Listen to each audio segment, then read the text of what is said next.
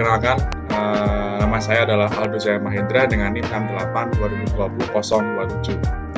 Nah, di sini saya akan melakukan progres dari TAS sistem enterprise sendiri, yaitu akan menyampaikan langkah-langkah dari purchase order atau requisition.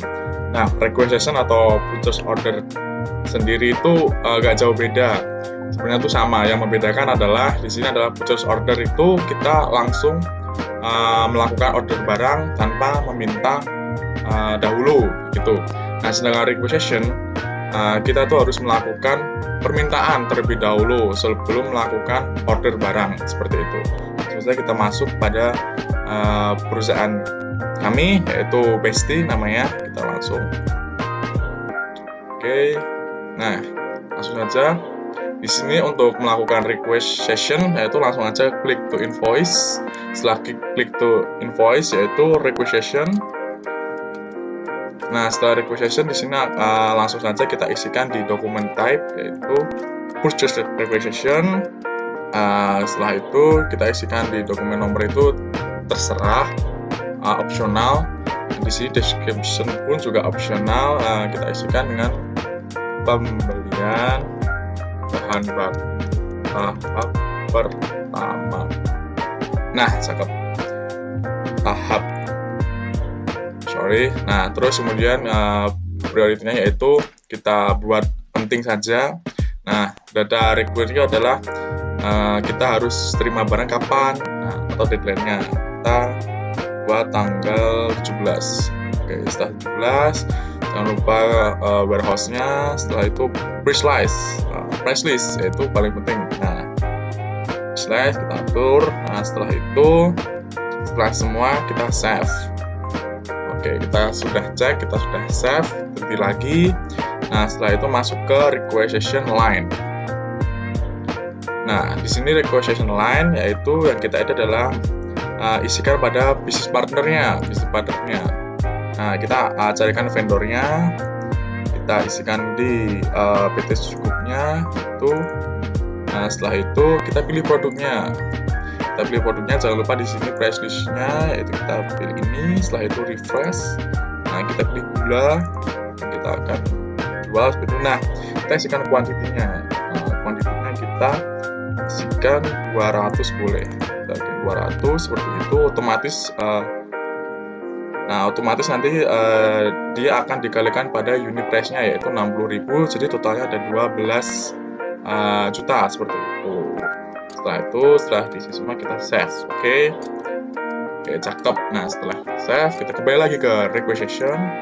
Nah, kita sudah kembali ke requisition. Nah, langkah selanjutnya adalah di sini totalnya tadi ya 12 juta ya. Nah, setelah itu kita klik complete. Nah, kita langsung centang. Nah, untuk melihat dokumen data, kita klik report, kita cek datanya. Nah, ini kita seperti ini, struknya atau ya datanya seperti itu. Saya cek di sini, gitu. Mungkin seperti ini saja dulu untuk tahap requisition. Nanti selanjutnya untuk tahap open requisition akan dilanjutkan pada teman saya. Terima kasih banyak.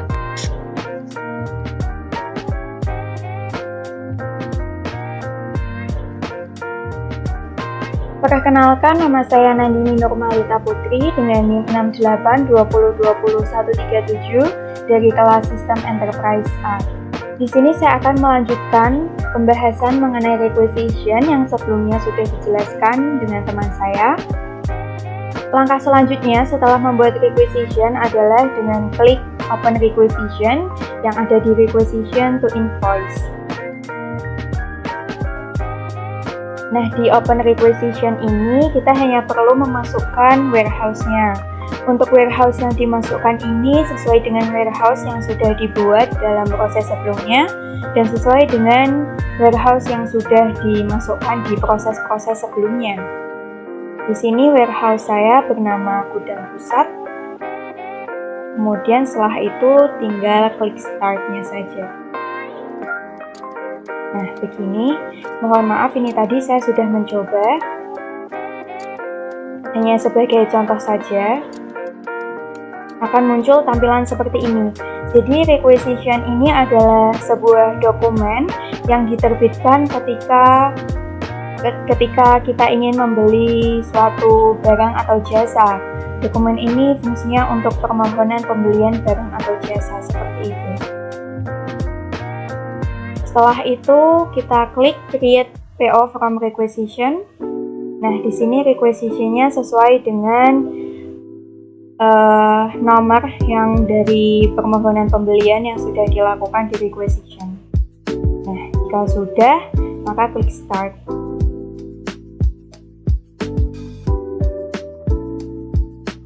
Nah, akan muncul seperti ini. Oke, jadi sekian penjelasan dari saya. Terima kasih.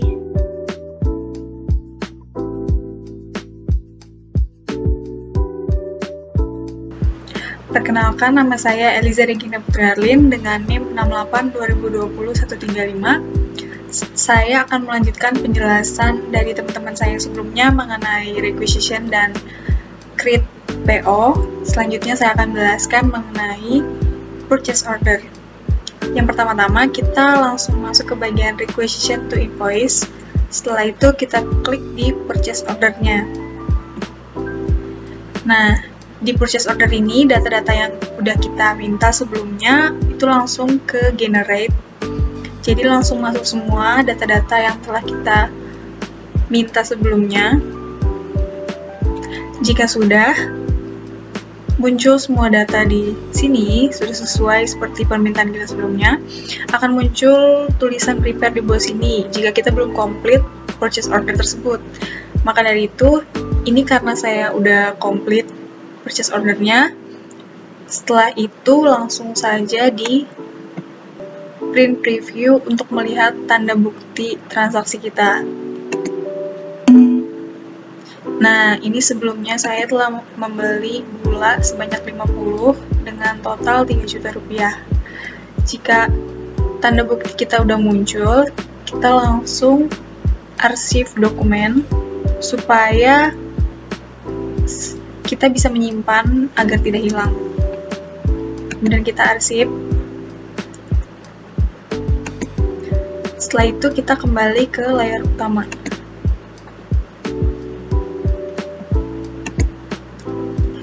Sekian penjelasan dari saya dan akan dilanjutkan oleh teman saya mengenai material receipt. Terima kasih.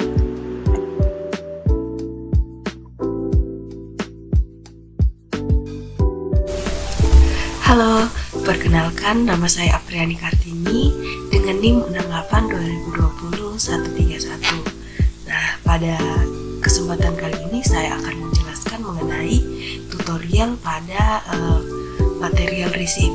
Nah, sebelum menjelaskan mengenai tutorial, saya akan menjelaskan mengenai material receipt.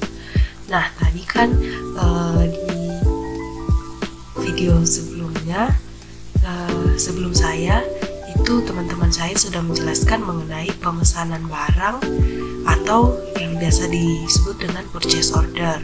Nah, purchase order itu artinya kita memesan kemudian kita membeli barang ke vendor.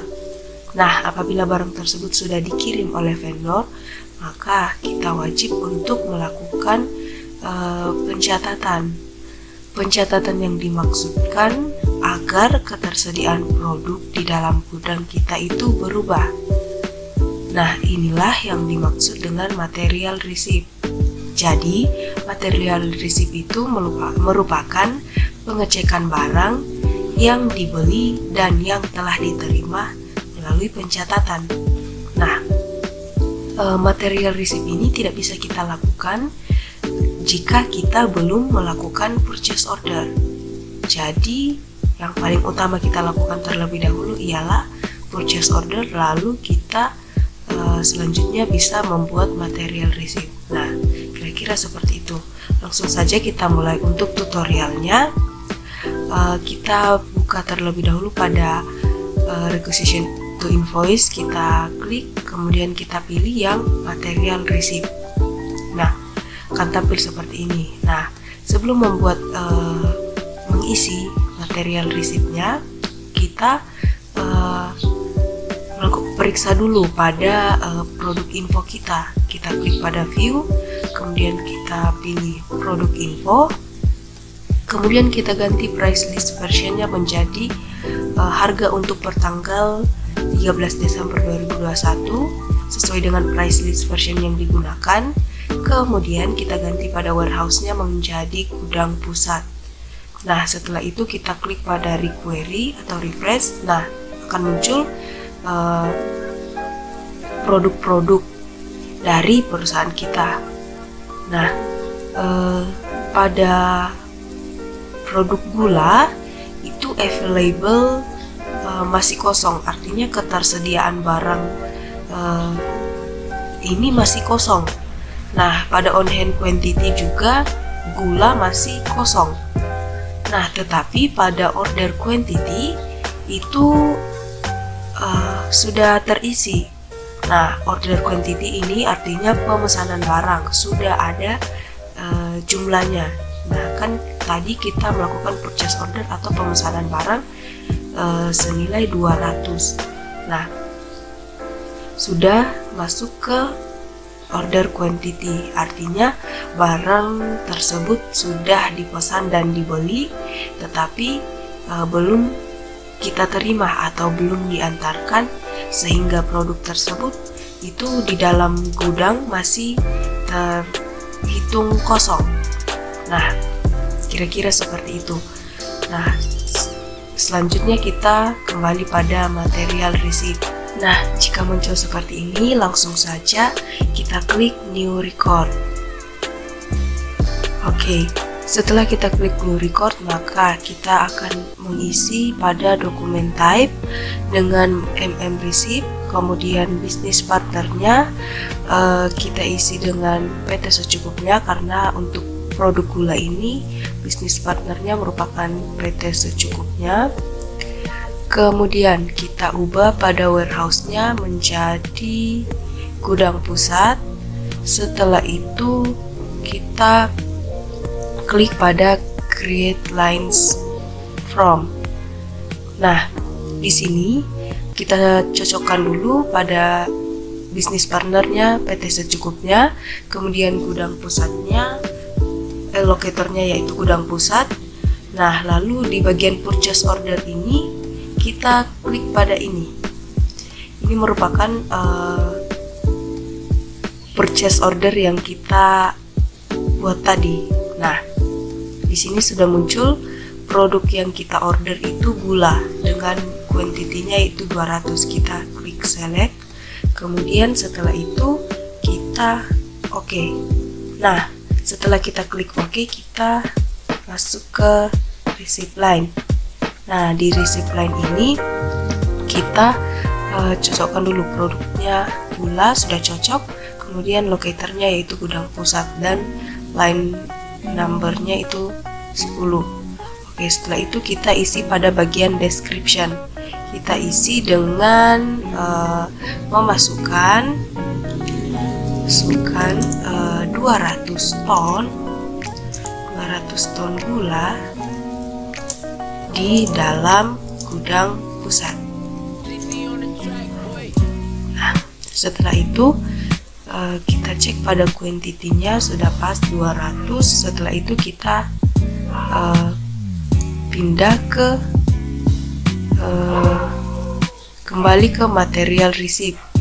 Nah, di material receipt ini kita cocokkan lagi. Jika semuanya sudah sesuai, maka kita klik complete. Nah, setelah itu dokumen actionnya complete, lalu kita oke. Nah, setelah itu kita akan melakukan pengecekan produk info untuk melihat perubahan yang terjadi. Nah, kita close saja untuk material receipt-nya.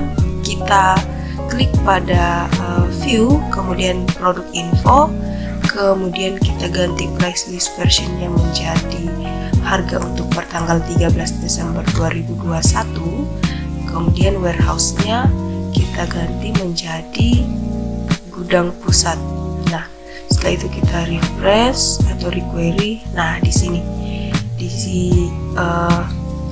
produk infonya itu gula itu pada available-nya itu sudah terisi menjadi 200, juga pada on hand quantity, sementara di order quantity yang tadinya 200 itu sudah menjadi 0, karena artinya bahwa di dalam gudang kita ini sudah ada sebanyak 200 sudah masuk sebanyak 200 ton gula.